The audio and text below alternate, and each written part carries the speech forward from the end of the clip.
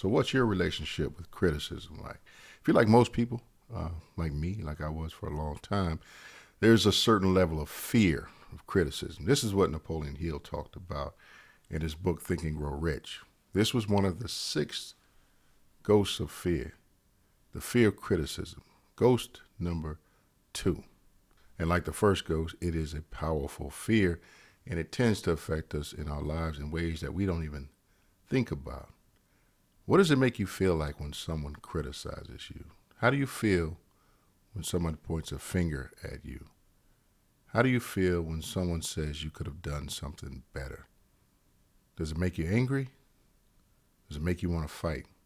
Does it make you feel bad? Does it make you feel like a victim? These are all natural reactions, and if you look at our society today, you can see how the fear of criticism actually shapes the way our society works. Now, fear of criticism can cause you to avoid certain social situations, much like the fear of rejection, the fear of humiliation, all of these fears, things that you think can happen to you in a public situation. So, what happens? If you're like most people, you avoid those situations. Isn't that what's going on around us in most cases? Isn't it more prevalent than one might think at first glance? Don't most people suffer from a fear of criticism? And if that's the case, don't you think that fear of criticism might be one of the main things that's holding you back and keeping you from achieving the things that you want to achieve in this life? I think Napoleon Hill nailed it in Think and Grow Rich when he listed the fear of criticism as the second of the six ghosts of fear. So I think to better understand the fear of criticism, we need to stop for a second and define the word criticism. Let's define criticism. The first definition of criticism is the expression of disapproval of someone or something based on perceived faults or mistakes. So this is the act of criticizing someone. This is based off of perceived faults or mistakes. Doesn't have to be an actual fault, an actual mistake, just perceived faults or mistakes. And the second has to do with analysis or judgment of merits and faults of a literary or artistic work. That's the definition of criticism. So let's put that into context with a quote from Napoleon Hill when he discusses the fear of criticism. He says, "This author, being neither a humorist nor a prophet, is inclined to attribute the basic fear of criticism to that part of a man's inherited nature which prompts him not only to take away his fellow man's goods or wares, but to justify his action by criticism of his fellow man's character.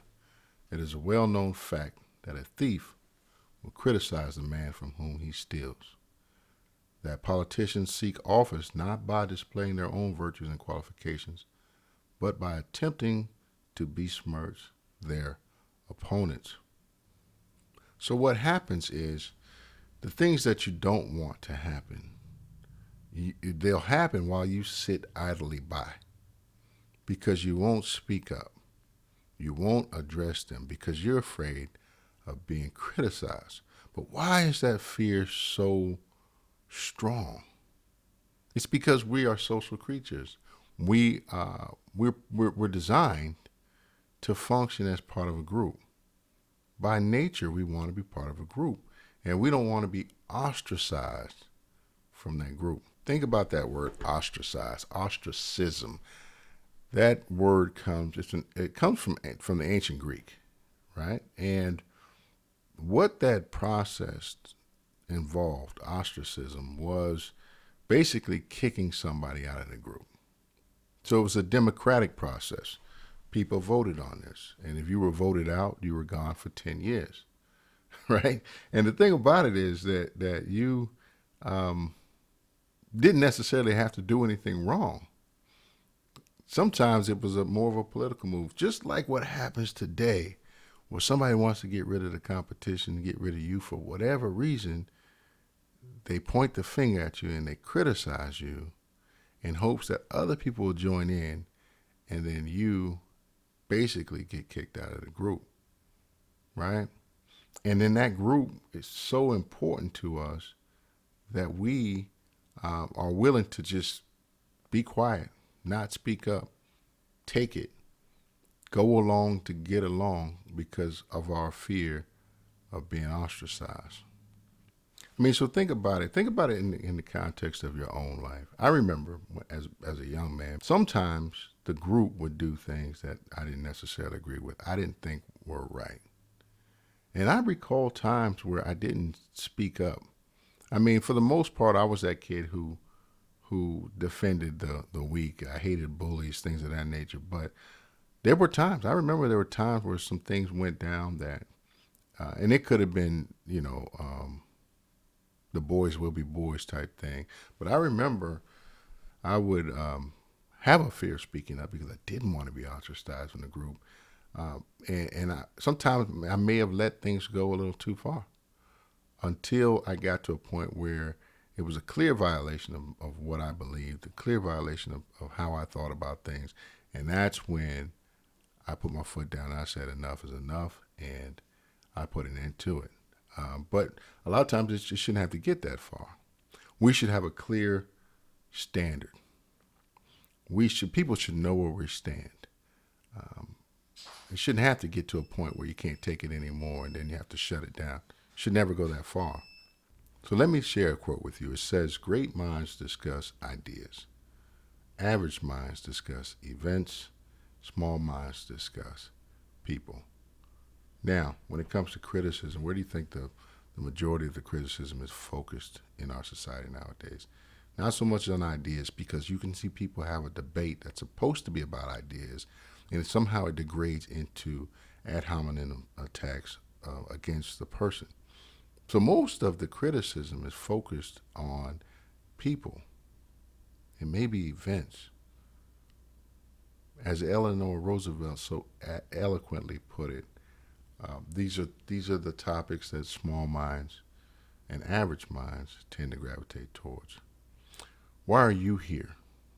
Odds are you're watching this video because you're that third person, that person who gravitates toward discussion of ideas. That's what this is all about. It's not about me. It's about the ideas, the topics, the subject matter. That's why you're here. But just like I know that the majority of people tend to focus on lower vibrational things like events and what other people are doing. And I think that is why the fear of criticism is so prevalent. And remember, the shortcoming just needs to be something that is perceived to be a shortcoming. Think about Germany in World War II. Think about some of the atrocities that happened there. And think about the fact that probably the vast majority of the people there didn't agree with what was going on. I'm willing to wager that the vast majority of the people did not agree with what was going on and the things that were happening, but no one knew where the other person stood. You could have 10 people, 10 soldiers, given a command to do something horrific, and all 10 of them don't believe it's right. They're against it, but each one of them thinks that the other 9 is okay with it. So that fear of criticism, that fear of that finger pointing, that fear of being ostracized caused them to go through with it and do something horrific, when the majority, if not all of them, thought that was wrong. Think about the United States back in the era just following slavery in the United States. Think about some of the atrocities that black people in the United States experienced. And then think about this. Everyone was not on board with these things being done. But the people who were against it, a lot of them refused to stand up or were afraid to stand up because of the fear of criticism. That's how powerful this fear of criticism is. So here's the question. What have you allowed to transpire in your life? And it doesn't have to be anything extreme. It doesn't have to be anything horrific. It could be something so subtle that it's a subtle transgression.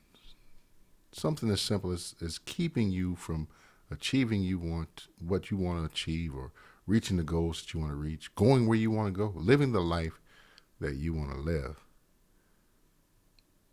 What have you refused to speak out against or changed for fear of criticism? What have you refused to change for fear of criticism? The fear of criticism can plant a fear in your life that will literally interfere with your ability to have what you say you want, including love and affection. That's how powerful it is. So let's look at some of the symptoms of the fear of criticism. They include self-consciousness, lack of poise, your personality, inferiority complex, extravagance, lack of initiative, lack of ambition. All of these things have roots in the fear of criticism. Different people react different ways. They go in different directions. Some people, they develop this inferiority complex and they don't want to be seen. Inferiority complex. They don't want to be seen. They're afraid to take action. Other people go the other way, the opposite extreme. They seem bold, right? But really, it's just them reacting to it in an opposite way, right? That's why sometimes some of the people who seem the strongest and the most fearless are actually afraid they're shaking in their boots. Which one of those people would you say you are?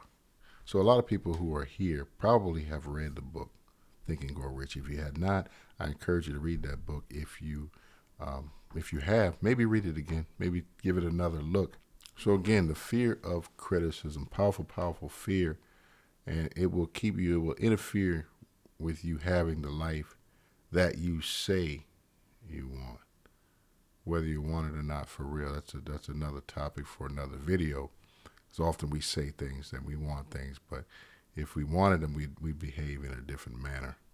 So again, that's the fear of criticism. It has been plaguing man since the beginning of society, but this is your life. How is the fear of criticism affecting you in your life? And even more importantly, what do you plan to do about it?